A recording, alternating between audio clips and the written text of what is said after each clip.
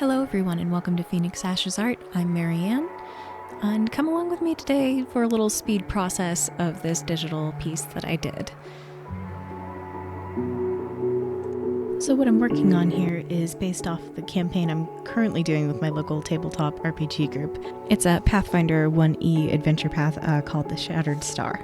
But this particular piece is pre-start to the campaign when my character, a half-elven sorceress named Laurel Celasta, arrived in the city of Magnamar, which the adventure path is based out of. Bear with me if you can, this is about to get lore heavy.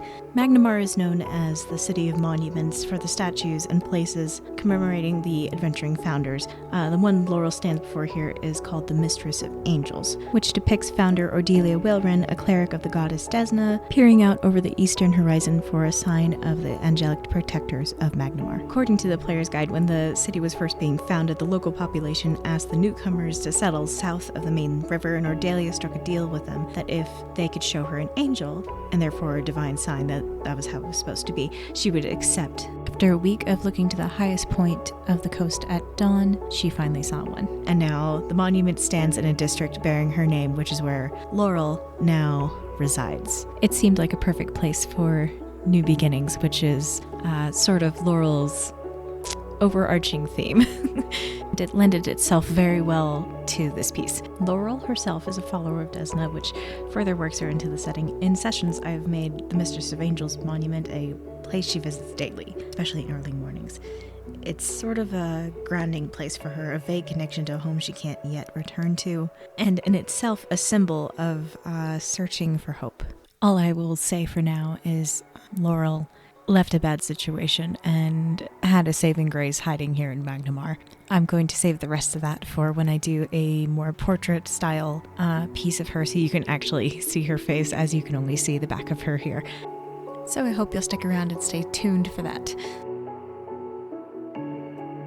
So you're going to notice in the sketch here that we're going to hop from the back of Laurel's head to a more finished sketch. I was having issues figuring out which way Ordelia was supposed to face, and the perspective with the pedestal was really bothering me, so I decided to turn off the camera for a little bit just to work it out. I didn't really want to fail in front of everyone that badly.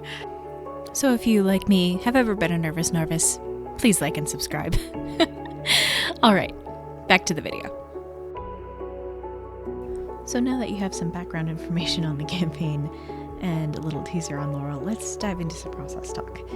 As you can see, I've gone through the rough sketch and have now begun the clean line art. This is a part of drawing that I really like, since I feel, for my art at least, this is the turning point where those loose sketched ideas really start to take form. It starts to come together.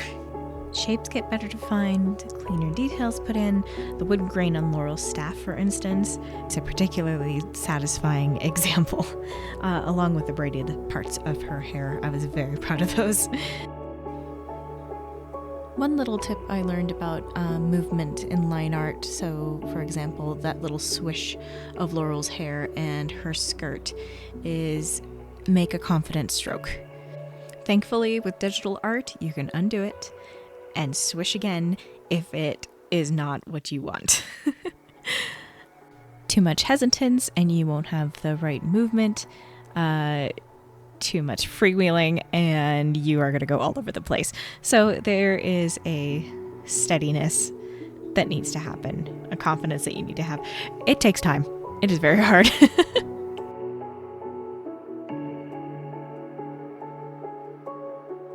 The only thing I could have done a little differently is kept the monument shadows on a separate layer. As helpful as it was to work out where the darkest parts on the statue were, it did come to bite me later once I got to coloring. You'll see here in probably a couple minutes. This next part is probably the smartest thing I did on this entire piece.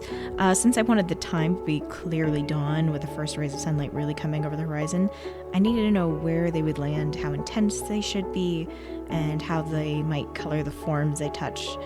So doing this little preliminary gave me a good sense of where I really wanted my light from, particularly those sun rays that are coming across. It'll show up here in just a moment. Gotta get some light on that ocean. There we go.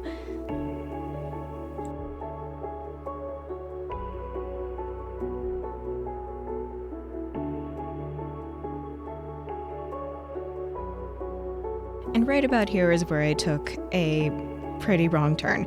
I had some lovely reference pictures of the ocean at dawn and was trying to draw some color inspiration from them, but they were just entirely too blue, like baby blue, light and powdery, which was not quite the colorful dawn I was looking for. So I removed it and gave myself a base of sort of a teal phthalo green, which I consider to be Laurel's color. Fun fact. It really works for her as kind of a cool yet somewhat natural blue-green. I can't tell you why I chose that for her, but it just fits her. The more you hear about her, the more you'll understand. Once I did that and decided to try and set the colors to a much earlier dawn time, it really started coming together. I mean, look at those clouds.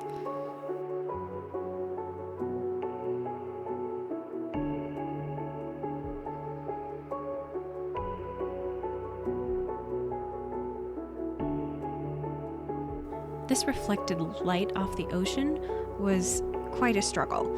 However, once I got the basis of what I wanted it blended, it seemed to help.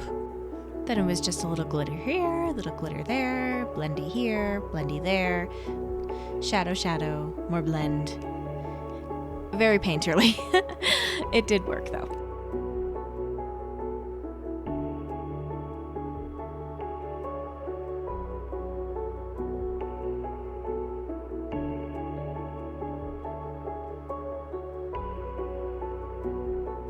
Right about here, where that guideline for the shadows began to bite me. With how painterly the sky and water was, that hard line did not make sense on the statue. While it did help me remember where to place the deep shadows, I had to be so careful once I decided to get rid of it for fear of messing up my other lines and ruining the consistent look I was going for on Ordelia. She's supposed to be made of marble, and those hard lines really seem to sell it, at least in my opinion. You can see me softening the shadows here on the pedestal, and that's definitely what sold it for me, that line needed to go. The whole rest of her needed some softening on the edge, so it made the forms look like they had shape and mass. And for the pedestal, it was just simply remembering how to shade a cube with a few other little indents and steps along the way. Pretty simple, but can easily be ruined if you don't remember where your light is coming from. This is where that initial light test really came into play, since I remembered where the reflected sky color would be hitting the marble and changing the shade ever so slightly, really giving that impression of the warm light of dawn.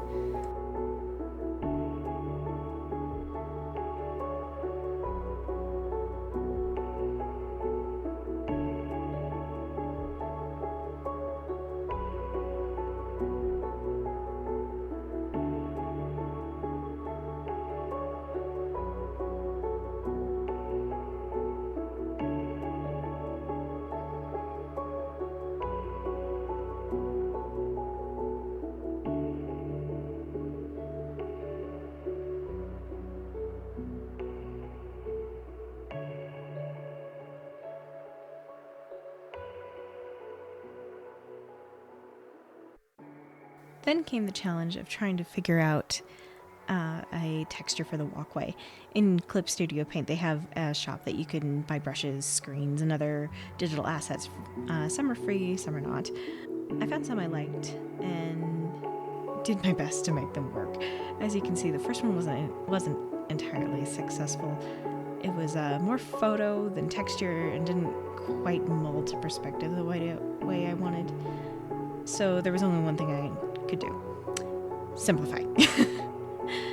I found another background element that was a lot more seamless and thankfully worked pretty well with the Perspective Transform tool, which really gave that walkway a sense of depth that I needed.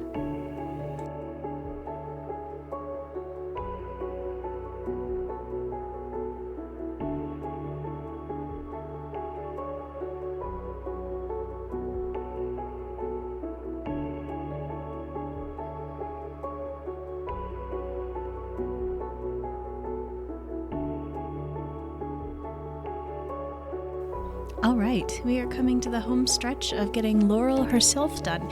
And you can see that kind of teal phthalo green that I'm adding to the boots and her skirt, her signature color. As you can see here, I go in with flats for the base layers, so kind of a gray color for her shirt, the lighter blonde color of her hair, along with the brown and the teal in her skin color. That way I can go in with other layers after and do little effects without ruining the base colors.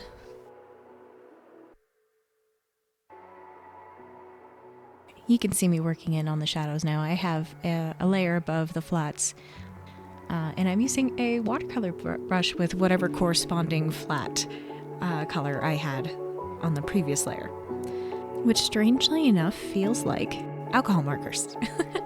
How it kind of darkens over each other.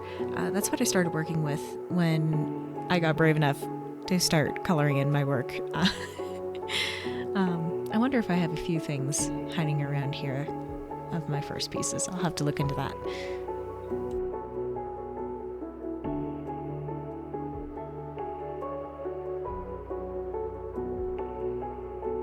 Right, final details and shadows. This is what really brings things together and is a step that should really not be skipped. And here's the final piece. If you'd like to see more of my work or keep up with what I will be doing, you can follow me over on Instagram at PhoenixAshesArt, same way it's spelled here. I hope you enjoyed, and I will see you in the next one.